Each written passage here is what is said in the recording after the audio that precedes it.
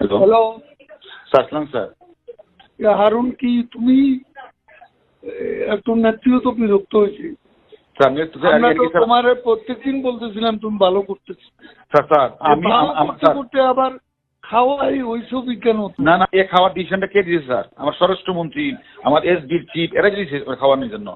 তারা নির্দেশ দিয়েছে তোমাকে ছবি তুলে বাইরে পাঠাতে।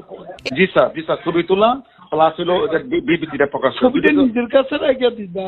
না না, ওনারা তো বলছে প্রকাশ করার জন্য স্যার। মনির স্যার এসবি চিফ স্যার জিজ্ঞাসা করেন স্যার, মনির স্যার বলছে কিনা। কিন্তু প্রধানমন্ত্রী যখন এগুলো বলতেছিলেন তখন তো হোম মিনিস্টার ওখানে ছিল স্যার। এখন যদি ওনারা না দেয় আমাদের, এখন হোম মিনিস্টার, প্রধানমন্ত্রী বলতেছে হোম মিনিস্টার বদলি করতে, হোম মিনিস্টার আমার বদলি করে দিবেন।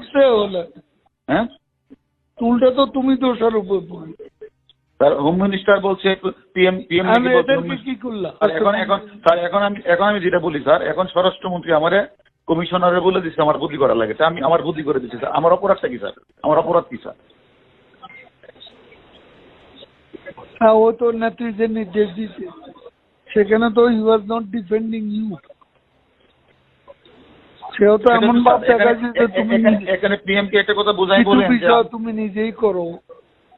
জি, নিজে করো।